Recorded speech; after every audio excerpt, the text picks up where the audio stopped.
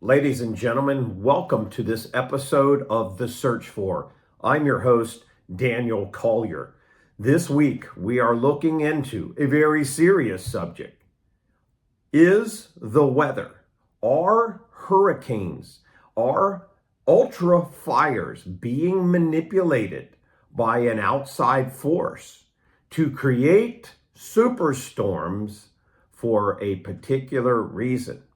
In this adventure, we are finding overwhelming research and information coming from whistleblowers and boots on the ground citizens reporting that the evidence arising is starting to show that something very suspicious has begun to happen with the weather. Stay tuned as you may find some extraordinary information in this episode of The Search For. 3-foot step deck. I've been trucking for about 2.5 years. I have a YouTube channel. You can verify that on Baby Lion Hotshot. Usually in a disastrous situation, it is payday for truckers. We look for that hurricane. We look for that ice storm. There's generators coming to you. There's stuff coming out of military bases. There's excavators, skid steers, bulldozers, tree trimming equipment, pumps, like water pumps to pump water out of places that have been flooded. There's no loads on the load board coming to you within 125 miles of Asheville. It's called Truck Stop. This is where I find all my loads. Chicago, Illinois, up at the top. Within 250 miles of Chicago is where I'm going to pick up. The second is the destination. So it goes origin, destination. Watch. See? Drop-off location. Let's do city. North Carolina. Click it. Boom. All right. These are all $1.40 a mile loads, $1.39. That was posted yesterday. I mean, there's nothing. There's nothing. These are loads that you wouldn't even... Nobody's taking them. They're just on the load board. They've been on there since yesterday. You can see, right? Let's type in a different city. That's from Chicago. Maybe Tennessee, maybe Nashville is closer, and they'd send resources from Nashville, Tennessee. Nashville, Tennessee, within 250 miles of Nashville to Asheville, North Carolina, within 125 miles. Let's see. That's it. That's all the loads. That's all the loads that are 28,000 pounds in load. I'm not a conspiracy theorist, but I mean, what the hell's going on here? I had brokers call me and tell me, Stu, have you seen any loads going to Asheville or like anywhere around the Carolinas, South Carolina, Georgia? Is there any like FEMA loads? There's none. Zero. He's been a broker for 6 years. And he's talking to other brokers. They're saying the same thing. Good morning. It's Wednesday after Helene here in North Carolina, just south of Asheville.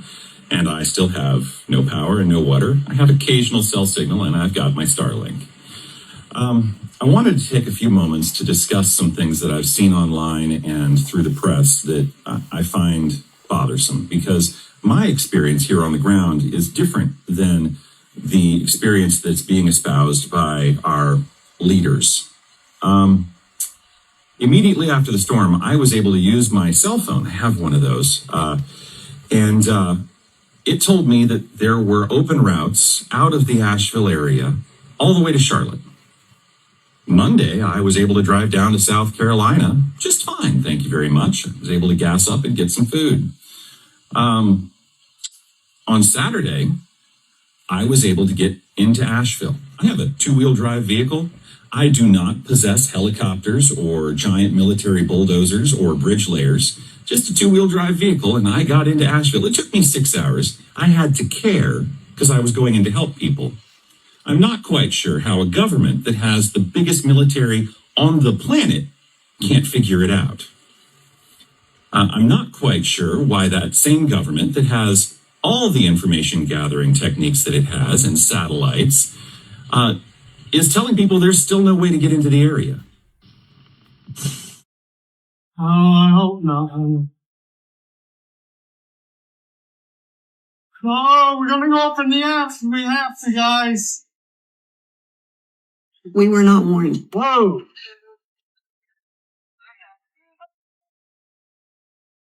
Oh, yeah. Get him.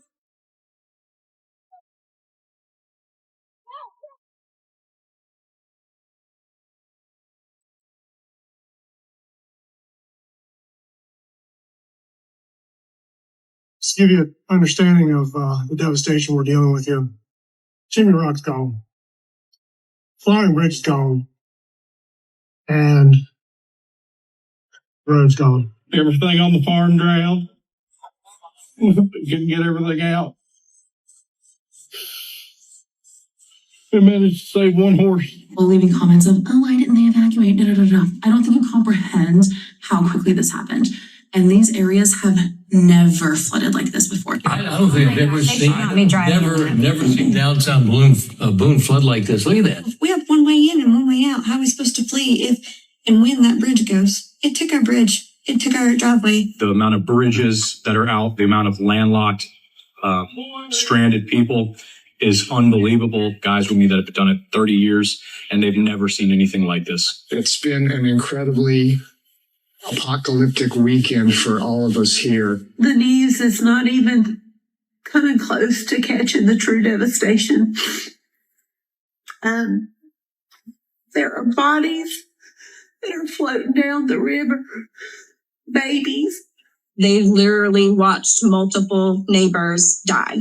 One was hit by a tree. Others were washed away. Literally, the house was floating away with people in it. They are in shock. They are traumatized. It's not enough. What is being done is not enough. There's still plenty of people completely unaccounted for. Keep these locals in your prayers. To apply the psychological manipulation formula to the scenario you outlined, where there is a theory that U.S. disaster response authorities, FEMA, National Guard, police, fire officials, etc., now at the highest levels follow a covert agenda controlled by the interest of a foreign nation that harms the American people, confiscates property, and manipulates survivors into controlled environments like smart city concentration camps, we can explore how this could theoretically unfold step by step. I'll also include relevant disaster examples like the California fires, Maui fires, Hurricane Katrina, and Hurricane Helene, focusing on cases where civilian accounts report blocked aid, confiscated firearms, or restricted movement. My friends, I've been telling you this storm was going to be something we've never seen before. And that's exactly what's taken place. Rapid intensification within 24 hours from a Cat 1 to a Cat 5. That is likely the fastest a hurricane has ever rapidly intensified after forming in the Gulf and then continuing to stay in the Gulf. Look at this. Major hurricane all the way to landfall around 7 p.m. Wednesday. That may shift, give or take. But my friends, this is a horrible situation for the west coast of Florida and honestly the entire state of Florida. The geography of this state makes it very hard for anyone to be in a good spot when it comes to this. All right, and now, my friends, into the stuff you really want to know about. All right, let's take a look at Florida, and already it's looking like a disco party is going on. A lot of different radar activity going on. We got spikes here going all the way into the Gulf, heavy lines up in this area, and then, of course, we have the one we saw with Hurricane Helene right here, going off again. Now, of course, remember, these are just theories that we're talking about here, entertainment purposes only, because no way is weather modification real, right, everybody? Anyway, take a look down here near southern Florida. We got some right-angle clouds taking place, a weird situation here ahead of the hurricane. And I want you to think about this because ahead of Hurricane Helene, we had a very significant low pressure system up by North Carolina already sitting there that then interacted with actual Hurricane Helene, causing the record breaking flooding. Now just look at this one more time. Take a look at what's going on up here, the disco party, and then look at these clouds down here, making unnatural formations, right angles. We don't see right angles in nature. So a lot of the rain and moisture taking place in Florida is almost a precursor to the landfall of the hurricane.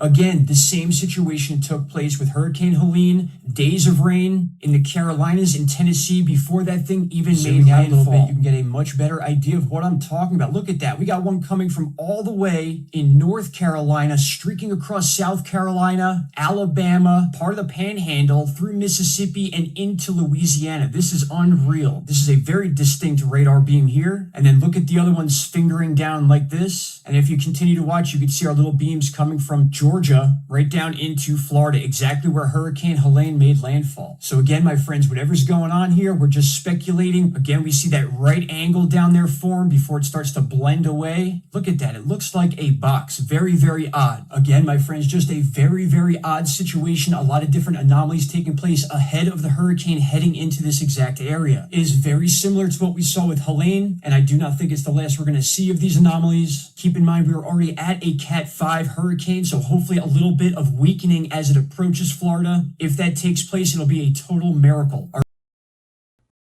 Manipulation scenario, covert control of U.S.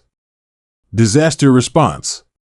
Step 1. Create the illusion of scarcity. Action. Authorities may control the distribution of critical resources, food, water, medical supplies, by restricting access to disaster zones under the guise of public safety. By deliberately limiting civilian access to aid or blocking private efforts to deliver aid, they create an artificial scarcity of essential supplies. Reason: scarcity drives desperation and dependency on the official authorities, increasing perceived value in following their orders. When victims are told supplies are limited, they are more likely to comply with restrictive measures for survival, even if those measures harm them.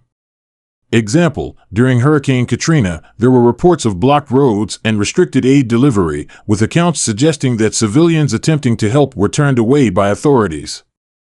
In the Maui fire, survivors similarly reported that roadblocks kept them from leaving, and aid was delayed under mysterious circumstances. Anyone living on the inside of it was offered a simple choice. Stay, and you'll never hear another television program as long as you live. Or take the NASA shilling and get out. No one stayed. And NASA ended up with exactly what it wanted. 125,000 acres of nothing.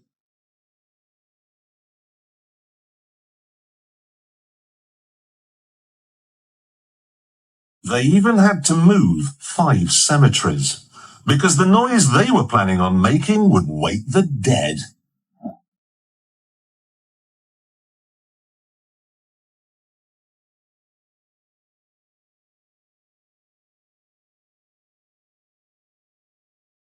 Don't worry if you can't hear what I'm saying. I couldn't even hear myself. This is the loudest sound you could possibly conceive. And as it turns out, the cleanest. Now, the most amazing thing is that cloud up there, which was generated by the engine, is just a mixture of hydrogen and oxygen. It's water vapor. And in about an hour's time, someone in Mississippi is going to get wet washing. It will actually rain. Step 2. Launch a targeted multimedia campaign. Action. Through official media channels, government press conferences, and coordinated public service announcements, authorities promote the narrative that all disaster relief must be centrally controlled for public safety. Local news and social media platforms can be leveraged to push messaging about unsafe civilian efforts, painting independent aid attempts as reckless or unorganized. Reason: repeated exposure to the idea that government oversight is crucial conditions people to accept restrictions, even if they witness suffering or receive contrary information from first-hand sources. Example: FEMA was heavily criticized during Hurricane Katrina for delays and inefficiencies, but mainstream media often repeated official statements emphasizing the need for orderly and coordinated relief efforts, despite widespread evidence of bottlenecking aid. Step 3. Embed the concept in cultural and social norms. Action. The narrative of government control over disaster relief becomes embedded into public consciousness through constant reinforcement by experts, influencers, and local leaders. Government figures, alongside public safety spokespeople, present these efforts as modern, necessary interventions. Reason: when disaster response is seen as the sole domain of professional authorities, public efforts to intervene are stigmatized, and communities become conditioned to accept government-imposed restrictions as a part of everyday crisis management. Example: in the aftermath of the California wildfires, certain celebrity voices and public figures amplified official narratives, pushing for tighter regulations and controls on civilian rescue efforts, with the reasoning that untrained individuals should not handle such situations. Step 4. Introduce hierarchies and variations. Action: authorities could offer tiered access to aid and services, with higher-tiered groups, wealthier or connected individuals, receiving better treatment or faster access. Simultaneously, survivors may be herded into emergency shelters and makeshift camps with minimal services, forcing them to rely on government-distributed aid. A flight of pediatric medical supplies that were brought in and are going to North Asheville. We were sitting in the private portion of the airport, and we got to overhear an awful lot. The Army pilots, the Navy pilots, hospital representatives, there was a lot of chatter. While we were there, a private jet landed and 4 FEMA representatives got off. Four people off of a private jet. Come to find out, and you're not going to hear this, so let me tell you. Come to find out, Mission Hospital was told, a private hospital, that they are going to go ahead and be the morgue center for body recovery. All of the Army Chinook helicopters you're seeing flying overhead, they are doing body recovery. FEMA said, and you can take this as a direct quote, said that they are too tied up at the border to send any more representatives. Yeah, at the border. So anyhow, I guess border control trumps whatever's going on here. So they told Mission Hospital they are not sending refrigerated trucks so that they can stack the bodies up. And we also overheard that whatever fatality numbers you are hearing, and this is a quote, go ahead and add a couple of zeros. So FEMA's too busy with the border. A private hospital and the Army are going to take over body recovery, and private individuals with their private helicopters and their private planes are the ones who are flying in supplies. I was at Hangar 10. I was picking up supplies. There was a stack for the Cajun Navy. There was a stack that looked like it was ASPCA. These are all being sent by private individuals. FEMA is doing nothing. Go ahead and share that. If all of this is seeming extremely crazy to you, like your mind can't even absorb that someone at high levels would be involved in creating chaos or even killing American citizens, I'm going to say, get a copy of this book right here, and you will understand much better Reason to Believe. You will understand a lot better about how and why this is taking place. This book is the most informative book you will ever read on opening your mind to the spiritual warfare and the mental and physical warfare going on within the inside of your own country. Reason: introducing variations in aid distribution fosters competition and resentment among victims. Those who receive better care feel validated in complying, while others are demoralized and fall into deeper dependence on authorities. Example: during disasters, there have been instances where wealthier or better connected communities received faster access to recovery services, while poorer or marginalized communities suffered longer waiting times for relief. Step 5. Engage in strategic partnerships and lobbying. Action: federal and local disaster response organizations partner with large corporations, such as private contractors and real estate developers, to take advantage of land acquisition opportunities. Lobbying for policies that prioritize rebuilding in ways that favor corporate interests or involve eminent domain could occur. Reason: these partnerships help strengthen the agenda, ensuring that government decisions benefit private entities. Survivors who lose property or are relocated are less likely to question the motives, assuming it's a natural result of the disaster. Example, in the aftermath of the California wildfires, there were rumors and suspicions of corporate interests buying up land cheaply in the wake of disaster destruction, with some questioning whether certain areas were intentionally left to burn. Step 6. Capitalize on fear and health concerns. Action. Disaster areas are framed as hazardous, contaminated, or unsafe for civilians to enter. The government could use health-related concerns such as contamination from chemicals or debris as a justification for keeping people away from their homes and seizing private property for public safety. Reason: fear of environmental or health risks drives compliance. People fear re-entering their properties or rescuing loved ones when they're warned about toxic conditions. Example, after the Maui fire, reports of residents being barred from returning to their homes due to health and safety risks were common, with many questioning if these risks were overblown to facilitate land grabs. Step 7. Enforce control and penalties. Action. Authorities implement curfews, roadblocks, and checkpoints, threatening arrest for civilians who try to enter disaster zones without permission. Property owners could also face fines or arrests for trying to return to their land prematurely or bring in private aid. Reason: these legal controls make it impossible for civilians to act independently. The threat of penalties further discourages defiance and suppresses opposition to government-controlled disaster relief.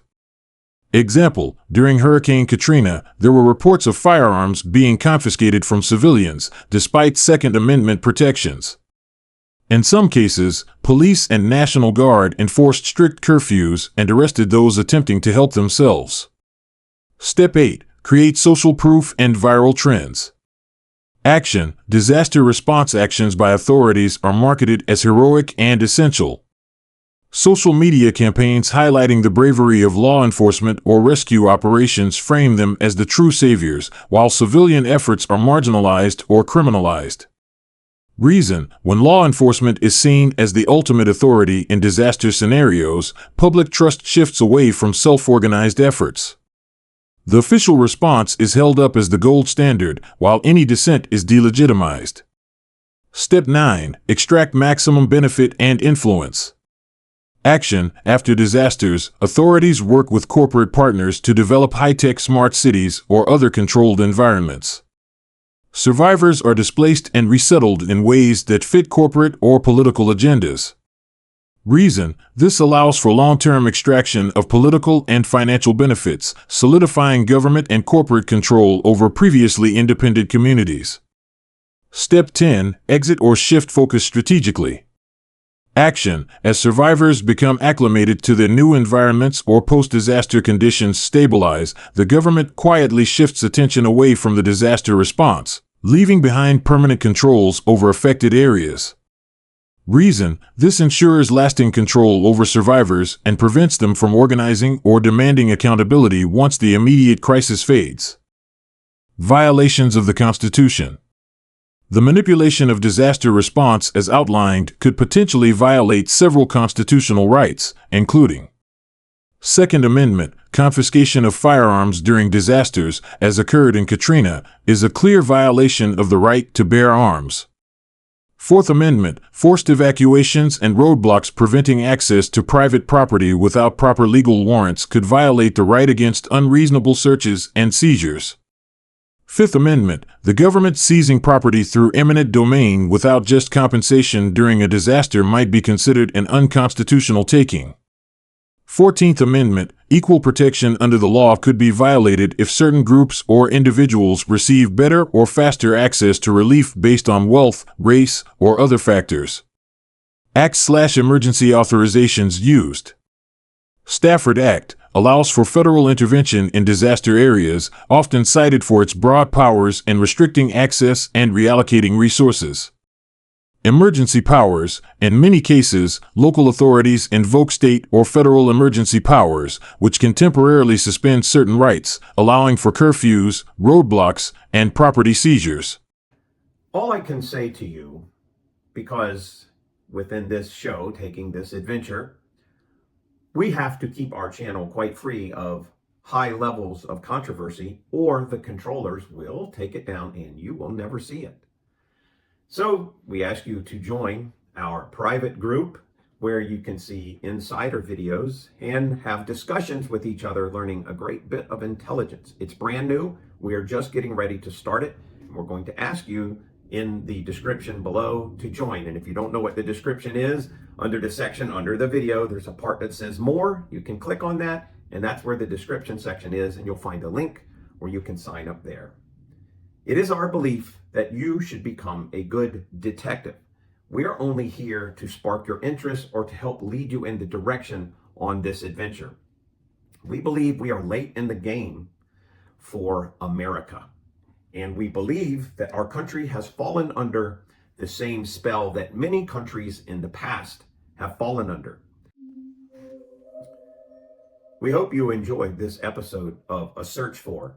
It was quite a deep episode, and it is just an opinion. We can't state that it is an absolute fact. However, we will let you draw your own conclusions as to what's happening to America and the weather.